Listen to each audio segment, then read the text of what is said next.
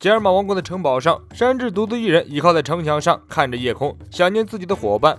山治的姐姐雷九从房间里走出来，笑呵呵地与山治打招呼。山治扭过头，理也不理雷九。雷九无奈地说道：“还是一如既往的冷淡啊！当姐姐的不能担心一下弟弟吗？明天一志和尼志就回来了，时隔13年，家人再次相聚，还要在蛋糕城的城堡里和大妈见面，还要谈谈你和布林结婚的彩礼，所以明天一天都会很忙。”山治露出厌恶的神情，可别用家人这个词儿恶心我了。一志和尼志是小时候欺负山治最狠的2个兄弟，山治一想起他们的脸就怒不可遏，一股恨恶之感从心底而生。雷就向山治道了晚安，回到房间。山治看着月色，一只蝴蝶晃晃悠悠地飞下来，落在山治的手指上。有那么一瞬间，山治感受到了一丝慰藉，但是一看到自己手腕上的爆炸手环，山治就怒从心起。现在的自己就像是被拴了绳子的家畜，受人摆布，苦不堪言。自己恐怕再也不能跟着伙伴一起自由自在、无拘无束地在大海上航行了。山治点了一支烟，抬起头，不知道现在路飞、娜美、罗宾、绿藻头他们在干什么呢？诱惑森林里，路飞和克雷加的战斗还在继续。克雷加的盾牌坚硬无比，路飞的武装色都无法将其打破。路飞分别用自己3档最强的2个招式巨人战斧和灰熊冲攻击，地面都被砸出大坑了，但还是无法伤到克雷加分毫。克雷加手持长剑奔过来，对路飞一顿捅，把路飞顶出去之后，还撞碎了一排大树，破坏力可想而知。其他那些花花草草的霍米茨一看这个局势，再不跑肯定要被波及。他们2个生死战，干嘛要搭上我们呢？霍米茨们尖叫着迅速散去，留出一大片空地给路飞、克雷加单挑。突然，一个霍米茨喊道：“别忘了任务，诱惑森林不能有出口。”其他霍米茨一愣，担心被大妈怪罪，只好又跑回来，继续待在岗位上，将路飞和克雷加围了起来。路飞爬起来再战，但依然无法破了克雷加的防御，被克雷加打倒。克雷加看着躺在地上喘着粗气的路飞，冷漠地说道：“你如果真把文斯莫克山治当成了伙伴，就别管他了，他可是强国的王子，和你们的身份不同。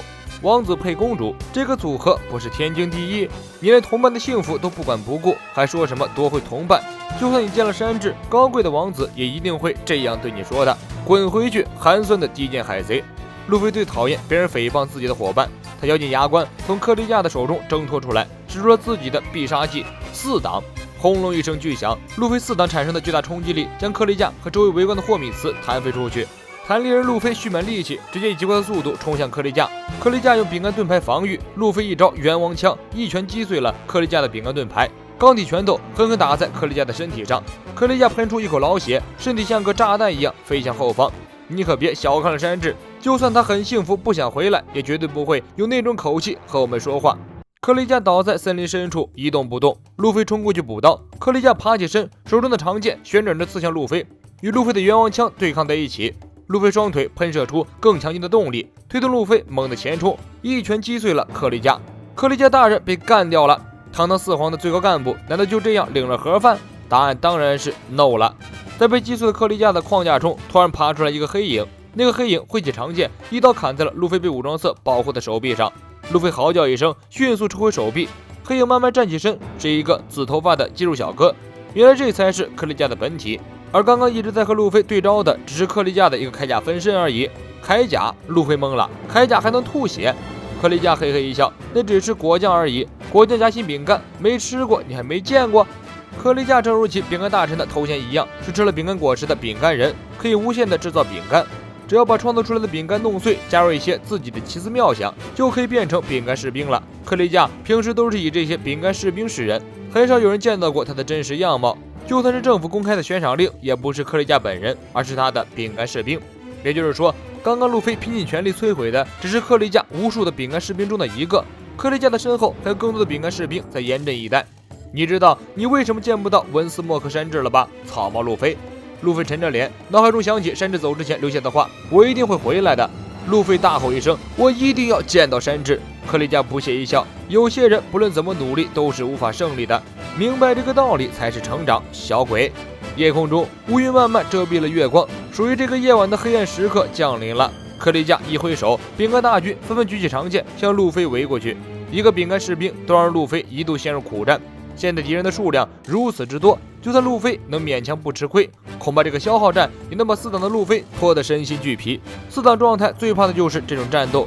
路飞打退了一个又一个饼干士兵，但是他出拳的力量明显已经不如之前，拳头打在饼干士兵的身上，连个裂痕都没有，实在没辙，路飞只好频发大招，而克雷加只是静静地站在原地看热闹。饼干士兵一波接着一波去阻挡路飞，路飞用出一招大蛇拳，将所有饼干士兵击碎。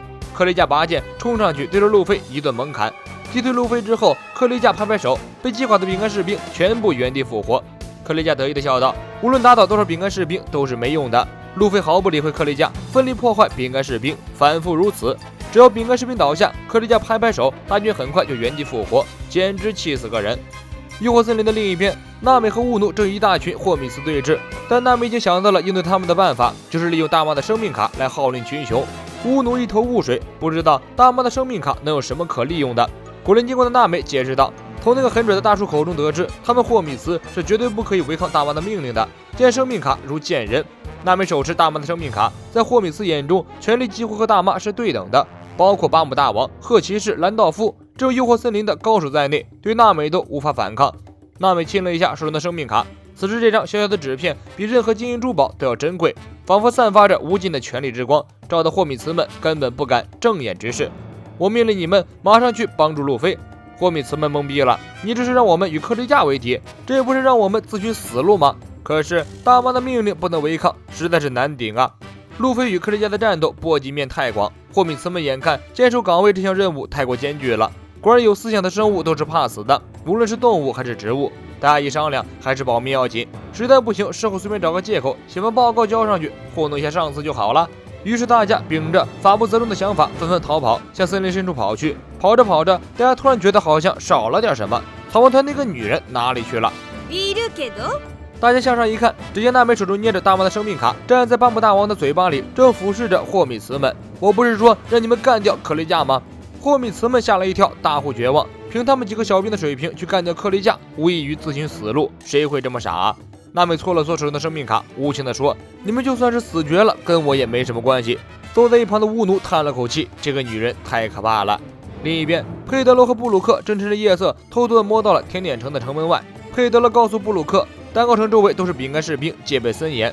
所谓的饼干士兵，就是长得和克雷加差不多的迟到卫士。不用说，肯定是克雷加搞出来的东西。这些卫兵警惕性很高，稍微风吹草动，立刻就会察觉，想进去确实不容易。好在佩德罗来过一次蛋糕城，自有办法潜入。佩德罗的办法很简单，当一个饼干士兵巡逻经过他们的时候，佩德罗让布鲁克悄悄斩碎一个饼干士兵后，身穿饼干铠甲。饼干士兵是没有任何知觉的，二人趁着夜黑风高躲到饼干士兵的身后。每晚饼干士兵巡逻完毕后，都会被收回到甜点城里。二人就这样利用饼干士兵做掩盖，悄悄潜入甜点城中。乔巴和加洛特所在的镜世界里，这里歪歪扭扭，好像异次元空间，到处布满了镜子，一条蜿蜒向上的楼梯，一眼望不到尽头，不知道会通向哪里。乔巴和加洛特有点懵，更头疼的是，二人的脚踝上还靠着重重的铁球，行动艰难。大概是因为二人被布雷抓进来的原因，在镜世界中，两人就像两个囚犯。乔巴和加洛特漫无目的的沿着游梯游荡，结果乔巴意外的发现这里的 bug， 这里无数的镜子，每一面镜子里都能看到不同的地方，不同的人物。乔巴恍然大悟，看来镜世界连接着整个蛋糕岛上的镜子，如果能好好利用这个 bug， 乔巴和加洛特就可以在岛上畅通无阻了。摸清楚这个 bug 之后，乔巴很兴奋，他告诉加洛特，我们根本不需要逃出去，相反我们要好好利用布雷这个能力，搜查一下整个蛋糕岛，这样就可以找到山治了。蛋糕岛的朝阳缓缓升起，整个小岛沉浸在一片欢快的歌声之中。今天是文斯莫克家族的大皇子伊治和二皇子尼治光临蛋糕岛的日子，这样文斯莫克家族就全到齐了。甜点城的女王宫殿里，大妈的随身仆人拿破仑帽子向早起的大妈汇报今日行程。只要文斯莫克家族的人齐聚这里，就可以商量婚礼的细节和彩礼的事情了。大妈对文斯莫克家族是不是到来完全没兴趣，她开口问的第一个问题是：婚礼蛋糕做好了没有？还没有，妈妈，要等到明天。大妈的肥脸拉得更长了，又问起了草帽一会儿的情况。那群像霉菌一样的家伙怎么样了？拿破仑赶紧安慰大妈，派了克雷加大人亲自过去，还有什么不放心的呢？今天是草帽团有机会见到伙伴的最后一天，过了今天就是茶会和婚礼，两个重大仪式都会在城内举行。草帽团想潜伏进来是绝对不可能的。大妈拖着肥胖的脸颊，甚至觉得有些失望。看来草帽团也只是一群只会虚张声势的小鬼呀。没过多久，蛋糕岛接到了文斯莫克家族的2个皇子入港的通知了。吉尔玛国王加治率领士兵们在吉尔玛国土中列队迎接。永之一脸的兴奋，两个兄长是从小欺负山治欺负的最凶的人，他们来了的话，一定会有好戏看到。吉尔玛的某一个城堡中，山治在城墙上面看着队列站立，齐声欢呼呐喊的士兵们，突然浑身发抖。一治和尼治两兄弟给山治留下了不可磨灭的巨大心理阴影，一想到他们，山治就忍不住打颤，冷汗直流。山治猛吸了一口烟，努力让自己冷静下来。再怎么讨厌，最终还是要面对的。火花红一治和电击蓝尼治在士兵的欢呼声下走入吉尔玛国土。尼治左右看了看，扫视了一圈队伍，不爽地抱怨道：“那小子都不会来接我们吗？”尼治低声说道：“闭嘴吧你！”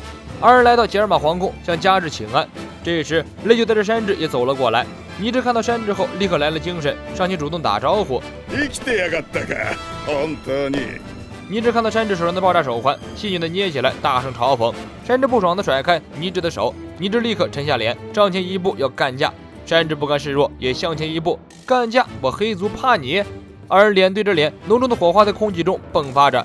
先好好休息，吃个饭吧。加治插了一嘴，制住了两个人争执。尼治愤恨地撇撇嘴，看样子这事情不算完。